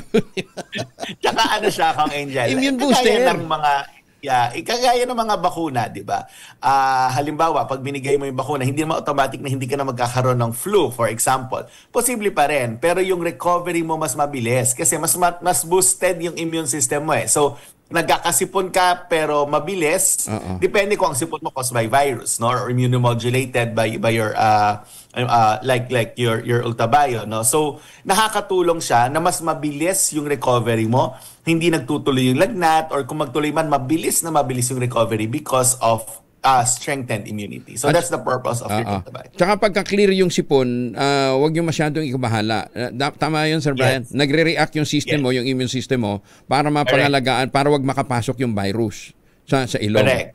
Yan yung purpose niyan. Response ng body talaga yan. Hassle nga lang minsan, pero yun lang. Talagang kailangan ng katawan natin. Parang ang ubo, reflex din naman yan. Pero pagka naninilaw na, mag-usapan na ho yan. Malala na yung sakit nyo. Dumidikit na. Tsaka uso ngayon, yung biglang nilalagnat ang mga bata. Bakit ganun, Sir Brian? Tapos sasabihin ka agad ng mga nanay, may pilay lang yan. Huwag hunin yung i-roll out yung ibang sakit. Huwag kayong magdoktor-doktoran. Di ba? Yan. Ang mahirap kasi sa lagnat, kaya tama ka, Kong Angel, hindi dapat niro-rule out basta yan. Ang lagnat kasi is a symptom of napakaraming iba-ibang sakit. It can be a viral infection, bacterial infection, or baka merong injury yung bata hindi natin masasabi agad dahil lang sa lagnat. Kaya mahalaga pinapacheck. And monitoring, no? Hindi pwedeng matagal na mataas yung lagnat niya. Ayun, oo. Basta, anyway, kung may mga katanungan pa ho kayo, mag-text lamang ho kayo doon sa mga numerong binibigay namin sa inyo tuwi-tuwi na. Bukod kay Sir Brian, meron po tayong iba pang mga medical experts na nakastambay dyan para tugunan yung inyo pong mga tanong. Text lang, huwag na hong call, para hindi, ayan, 0931-033-2871. Dyan po kayo magpadala ng inyong mga katanungan. Sir Brian, ingat po kayo sa inyong biyahe at sa inyong pagdalaw. Regards kay Ma'am Joyce, at saka kay Attorney Ran. Ayan, thank you. Maraming salamat. Thank you, Kong Angel. Thank you. Ginoong Brian Posadas ng Tioxis Health Ventures. Maganda umaga, Pilipinas! Maganda umaga sa mga taga-Athens, Greece. Ay, nabanggit ko na pala kanina. Oo. At saka kay Ma'am Evan lang. Ayan, ingat po kayo sa lahat ng inyong mga lakad ngayong araw na ito. Maganda umaga, Pilipinas! Ay, sa mga bibiyahe din, huwag kalimutan magbaon ng proteksyon laban sa mikrobyo. May dalawang formulation ng family alcohol na pwede nating pagpilian. Yung family 70% isopropyl alcohol, especially prepared for clinics, hospital, pharmacies, laboratories, pero okay na okay din po yan sa mga households. Very effective sa disinfection at sterilization. Ganyan na bagsik ng family 70% isopropyl alcohol. Maghapon man natin gamitin, no problem. Hindi po manunuyo ang ating mga kamay dahil meron po itong moisturizer. Yung po namang mabagong family rubbing compound improved alcoholone. Ayan po yung mabangong isopropyl alcohol na ginagamit ang mga masahista, mga barbero, mga doktor, mga nurse, mga komadrona for sponge, bathing, and other cleansing purposes. Family rubbing alcohol parang di siya reachable na sa mahabang panahon. Mabibili sa namang butik at convenience stores nationwide. Family rubbing alcohol, hindi lang pampamilya, pang sports pa. Maganda umaga, Pilipinas! 21 na makalipas ang alas 5 ng umaga.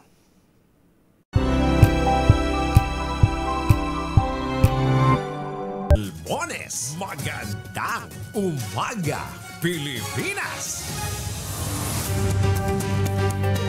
26 na makalipas ang alas 5 na umaga, baka kayo ho ay pabalik ng Pilipinas, huwag na ho magpasalubong na imported na tsokolate, ha?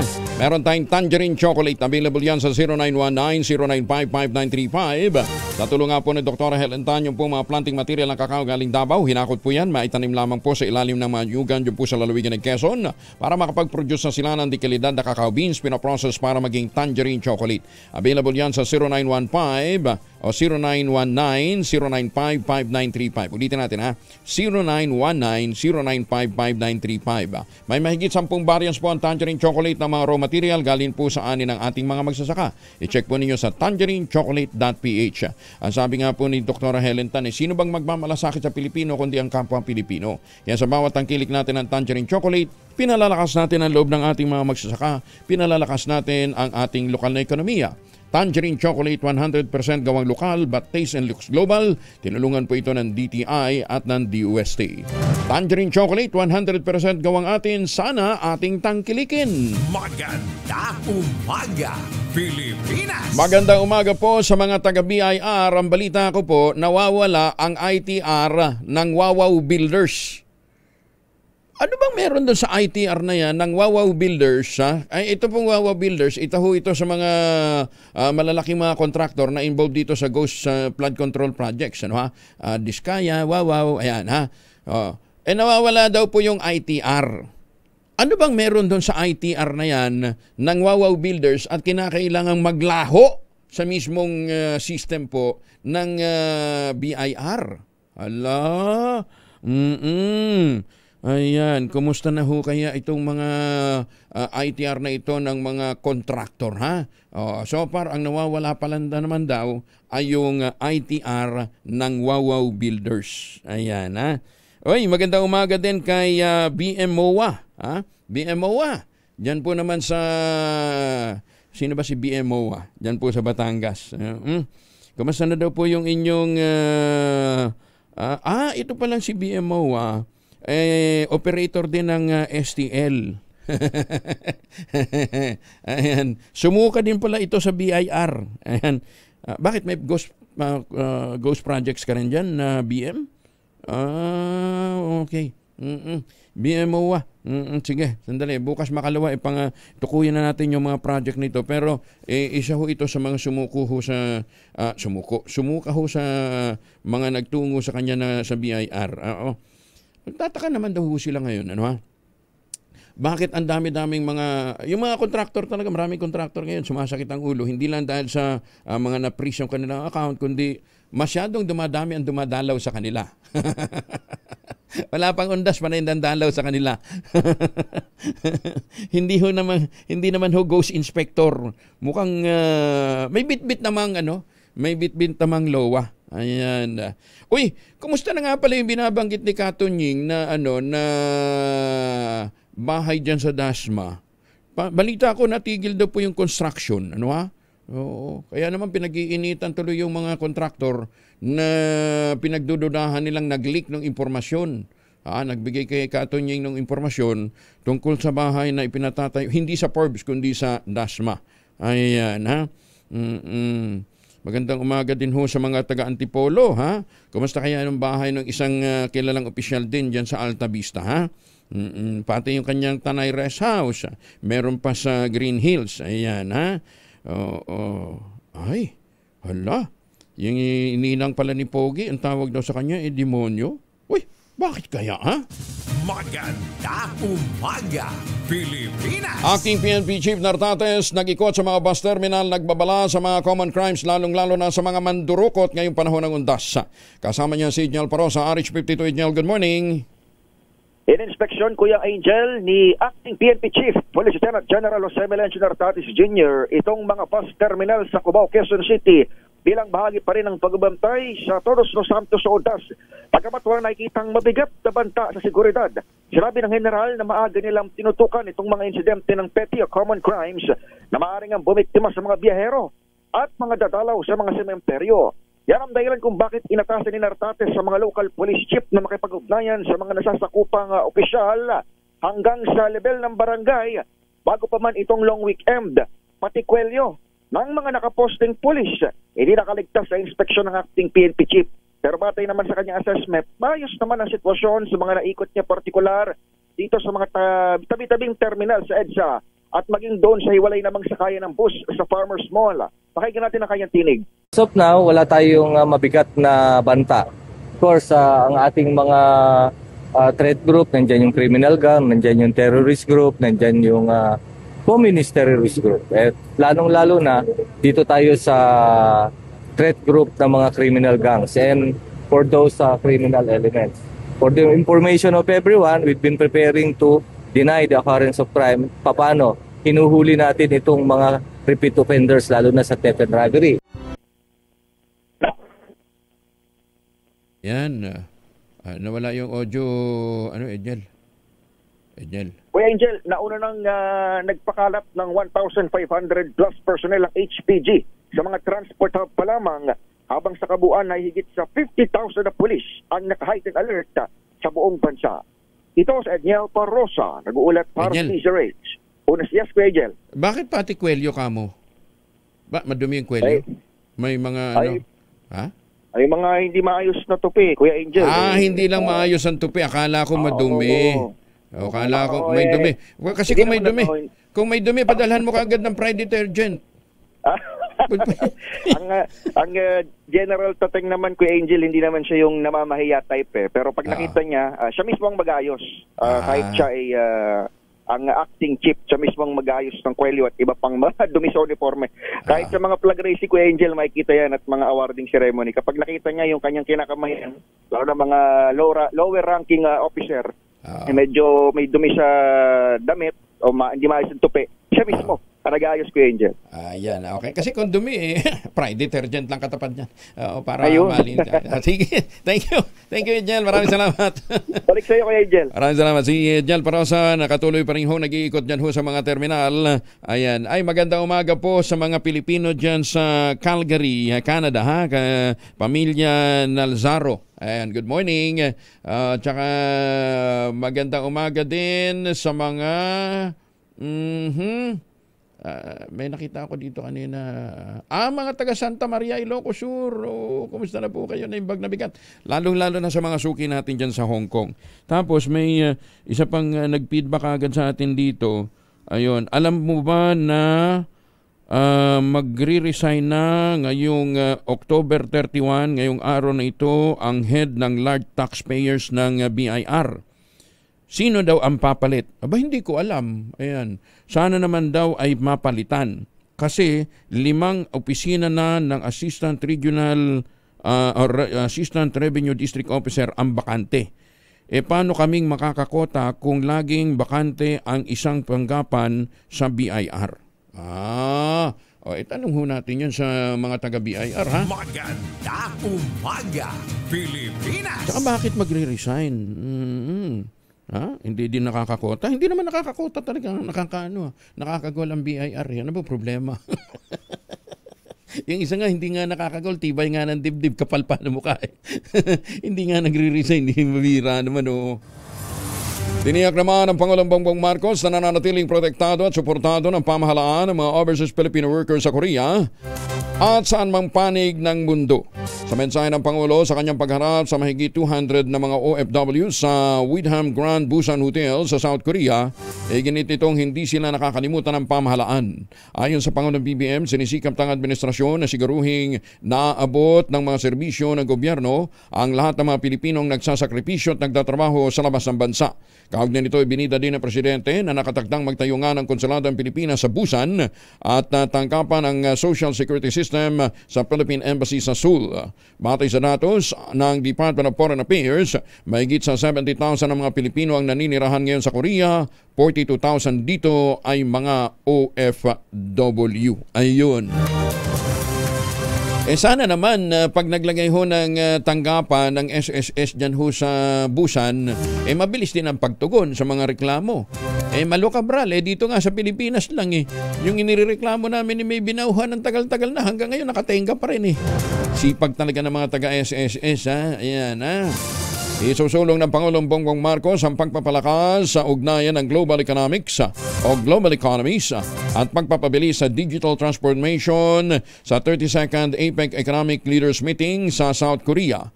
Ayon sa Pangulong BBM, malaking bagay ang pakigbahagi sa APEC meeting lalo't hindi niya makakaila ang lawak ng rehiyon nito na bumubuo sa halos 46% ng mundo at halos 61% ang kabuuang global gross domestic product. Iginit ang Pangulo, ito'y direktang nangangahulugan ng katatagan sa APEC region na may direktang ugnayan sa mga oportunidad at kapakanan ng mga Pilipino.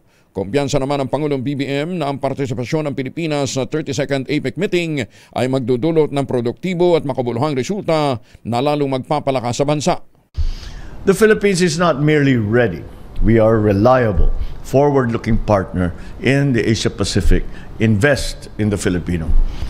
I am fully confident our participation in the APEC Economic Leaders Meeting will produce concrete, meaningful outcomes that enhance cooperation, drive connectivity, and promote inclusive prosperity.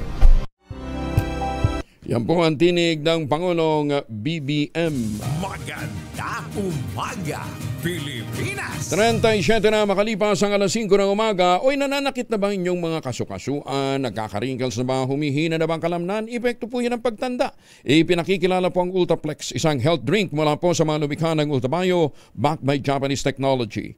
Ang Ultraplex ay may HCG complex, yung hydrolyzed marine collagen para sa skin at joints. Meron din tong HMB, pampalakas ng muscles. At saka yung glucosagreen naman ay para sa ginhawa ng kasukasuan.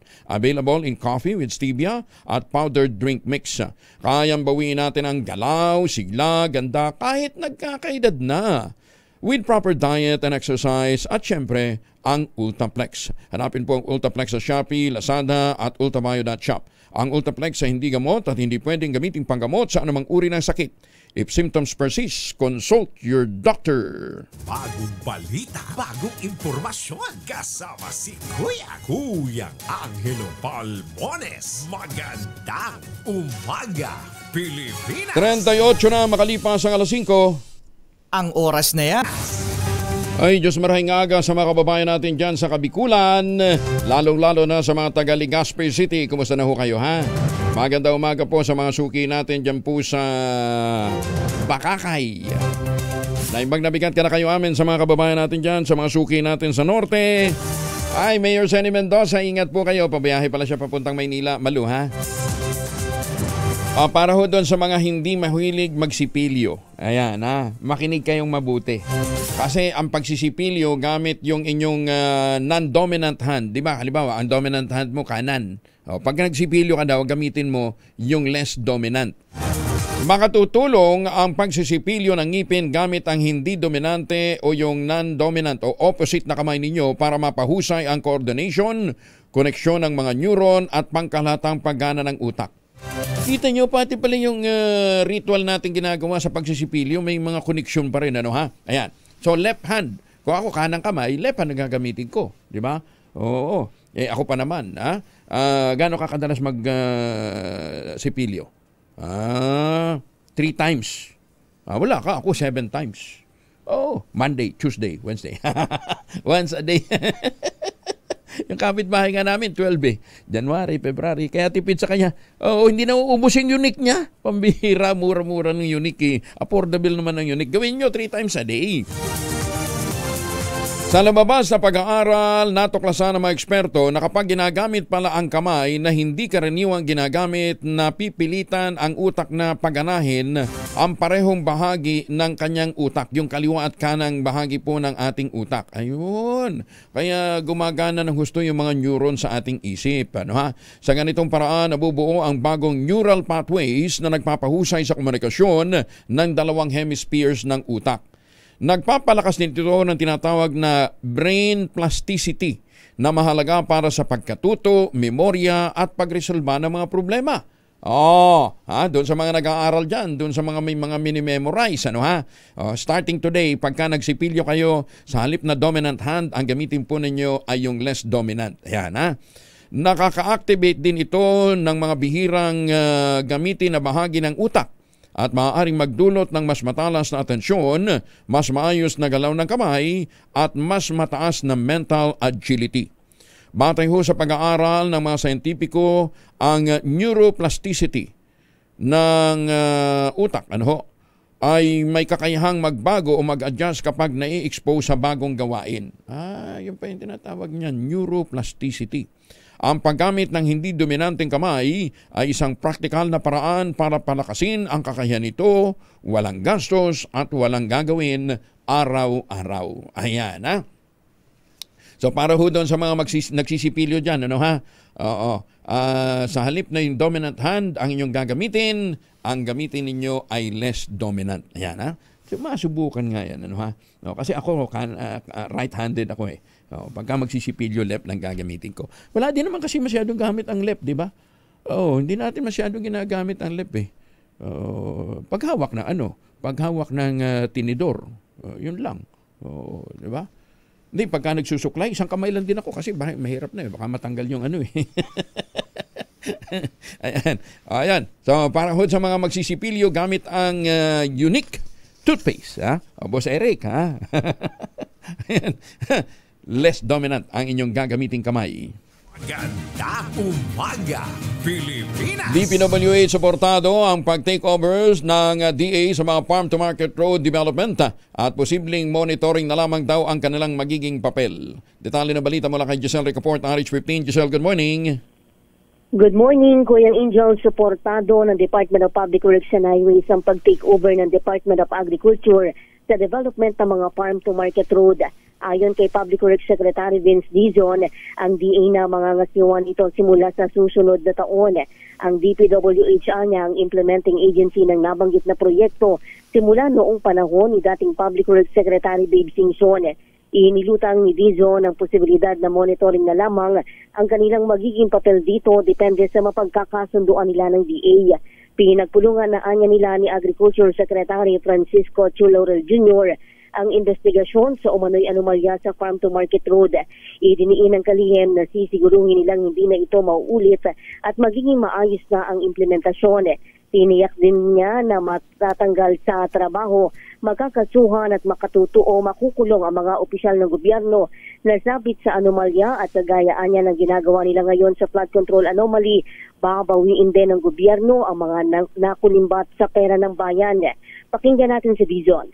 We will do exactly the same thing that we did, that we are doing with the anomalous flood control projects. Matatanggal sa trabaho, kakasuhan, makukulong, babawiin natin, pati yung mga ari-arian. Yun. Ito si Giselle Ricofort para sa DZRH una sa Pilipinas, una sa Pilipino. Maraming salamat, Giselle. Magandang umaga, Pilipinas! At para ho doon sa mga nagtatanong nga doon sa pinakita nating listahan ng mga farm to market roads, ano ha? Po pwede nyong i-request yan sa cnb@gmail.com. Padala daw ho kayo ng message yun, ha? cnb@gmail.com o dili kaya mag-message kayo sa 0919-6699-421 para ma-validate nyo kung ang inyong mga lugar meron nga pong itinayong mga projects na katulad niyan, yung mga flood control at mga farm to market roads. Ayan, ha? Diyan ho ninyo check at saka para malaman ho ninyo magkano yung value at ano yung exact location nung pinagpapatayuan. Inaasahang bibilis naman ang inflation ng bansa ngayong Oktubre. Sa taya ng Bangko Sentral ng Pilipinas, posibleng pumalo sa 1.4 hanggang 2.2% ang inflation rate o bilis ang pagtaas ng presyo ng mga bilihan at serbisyo ngayong buwan. Bunsod anyo ito ng mataas na presyo ng bigas, isda at gulay, gayon din ang kuryente at ang pagsadsad ng halaga ng piso kontra dolyar. Matatandang bumili sa 1.7% ang inflation rate ng bansa noong Agosto mula 1.5% noong Hunyo. May kautusan na nga po si Secretary ang Pangulong BBM, di ba? Na dapat yung presyuhan ay hindi magmabago, pwedeng pababa, pero hindi pataas hanggang katapusan ng 2025. Bagong balita, bagong impormasyon, kasama si Kuyang Angelo Palmones. Magandang umaga, Pilipinas! 9 na minuto na lamang bago mag-8 ng umaga. Kuyang Angelo Palmones. Magandang umaga, Pilipinas! Ay, sa mga taga-Lingunan, Valenzuela City, magandang umaga. 50% ng mga pamilyang Pilipino ang itinuturing ang kanilang sarili na mahirap nitong nakalipas na buwan ng Setyembre. Mas mataas ito sa 49% na naitala sa kaparehong survey ng social weather stations noong Hunyo. Batay sa September survey, 36% ang nagsasabing sila ay always poor, 8.7% naman ang usually poor, at 5.7% naman ang newly poor. Teka, hindi kayo dun sa newly poor na 5.7 ay mga kontraktor. Dating rich, naging poor. Samantala, 38% naman ng mga Pilipino ang hindi nakakakita ng kanilang sarili bilang mahirap, mas mababa sa 41% noong Hunyo. Ang naturang survey ay sinagawa sa pamamagitan ng face-to-face interview sa 1,500 Pinoy adults mula September 24 hanggang 30 sa buong bansa. Ipasusubasta na ng Bureau of Customs ang 7 luxury car ng mag-asawang Curly at Sara Diskaya sa November 15. Ayon sa Chief of Staff ng Bureau of Customs na si Attorney Chris Bendijo, nagsumiti na ng voluntary forfeiture ang mag-asawa. Ibig sabihin, hindi na nila tututulan ang pag-auction ng kanilang 7 mamahaling sasakyan. Pero hindi sila po pwedeng lumaban doon sa auction. Kabilang sa mga ipasusubasta, yung paborito ni Sara Diskaya na Rolls-Royce Cullinan 2023 na may payong. Ayan. Di ba binili niya daw yung sasakyan dahil po sa payong. Tsaka yung Toyota Tundra 2022. Yung Toyota Kia 2023. Mercedes-Benz G63. AMG 2022, Mercedes-Benz G500 noong 2019, Lincoln Navigator L 2021 at Bentley Bentayga year 2022. Galing ha. So ipapa-auction na nila yan. Hindi nga lang sila po pwedeng lumahok sa auction. Ayun ha. Hindi na sila tututol. Sino kaya mananalo dito? Sino kaya makakabili nito, ha? Magandang umaga, Pilipinas! Kung buy one, take one yan, lalabanan ko. O, kala mo may pambili. Mga bumibisita sa Bagbag Cemetery sa Novaliches, maaga ring dumalaw sa kanilang mga namatay na kaanak. Kasama lang dumalaw doon si Bal Gonzales. RH May Bal. Kuya Angel, umabot na sa mahigit 30,000 katao ang bumibisita sa Bagbag Public Cemetery ngayong lalapit ng undas. Ayon kay Luisito Montanta Jr., ang security in charge supervisor ng sementeryo ay mula ito, Kuya Angel, noong araw ng linggo hanggang kahapon. Sabi nitong si Masagka, handa ng kanilang hanay pagdating sa seguridad sa loob at labas ng sementeryo, lalo na hanggang araw ng Nobyembre 2. Posible aniyang malampasan ang mga nagtungo noong nakarang taon na umabot ng mahigit 250,000. Nilasalan ng bibisita mula noong palipas na mga araw hanggang 2 ng Nobyembre. Nagpaalala ang Bagbag Cemetery sa mga bibisita na iwasan ng pagdadala ng mga pinagbabawal na gamit gaya ng ibang mga sementeryo, katulad ng mga nakalalasing na inumin, pampaingay gaya ng sticker at matuturing na bagay. Bukas hanggang alas 6 ng umagang sementeryo hanggang alas 10 ng gabi sa mismong araw ng undas. Ako si Bal Gonzales, DCRH, una sa Pilipinas, una sa Pilipino. Maraming salamat, Bal. At muli ang paalala natin, huwag nang magdala ng mga pampaingay, ha? O, huwag nyo naman bulabugin yung mga namamahinga doon. Kaya nga, rest in peace, eh. Pagkatapos, dadala kayo na naman pambulabog. Bawal din po ang pagsusugal, bawal din po ang tawag dito, mga inumin at saka mga matatalas na bagay. Magandang umaga, Pilipinas! Ay, akala nyo, may mga peking may mga peking project. Meron din pong mga peking pare. Ingat ho kayo doon sa mga peking pare, ha? Oo. Madali nyo naman daw malalaman kung yan lihitimo o hindi na pare dahil kilalan nyo dapat sa inyong parokya. Pagka medyo dayo magduda na kayo. Baka ambas-bas niyan hanggang ano lang, kalahati lang. Tsaka alam bayad yan, ha? Oo, dapat voluntary. Itinanggay ng Philippine Marine Corps na nasa kanilang proteksyon si Orly Gutesa. Ang sinasabing nag-deliver ng mali-maletang pera kina dating ako Bicol Representative Saldi Co at dating Speaker Martin Romualdez. Kasunod ito ng pahayag ni dating Congressman Mike Defensor na nasa kustodiya umano ng Marine si Gutesa matapos na hanapin ni Senate President Pro Tempore Ping Lacson. Sinabi ni Captain Marisa Martinez, tagapagsalita ng Philippine Navy, mula pa noong June 30, 2020, nagretiro na sa serbisyo si Gutesa at wala na sa ilalim ng kanilang administrative authority. Sinabi na pa nito na ang anumang ginagawa ni Gutesa ay personal lamang at walang kinalaman ang kanilang hanay. Ayun, so nasaan si Orly Gutesa? Abangan ho natin sa resumption ho ng hearing ng Senado. Magandang umaga, Pilipinas! Magtanim ng kawayan para sa kalikasan at kabuhayan. Kuya Angel po, si Angelo Palamones, nag-iiwan sa inyo na isang magandang umaga. Maraming salamat sa inyo walang sawang pagsubaybay, pakikinig at pagtitiwala. Ang ating quote of the day ngayong araw na ito ay mula sa Greek philosopher na si Socrates. Ang sabi niya, smart people learn from everything and everyone. Average people learn from their experiences. Stupid people already have all the answers. Dami nating kilalang ganyan, di ba? Ang daming alam kaya nagpapapress con kaagad. Magandang umaga, Pilipinas! Aces na umaga ang oras sa buong kapuluan. This time check is brought to you by ACS Manufacturing Corporation, ISO certified, maker of world-class quality Pride detergent.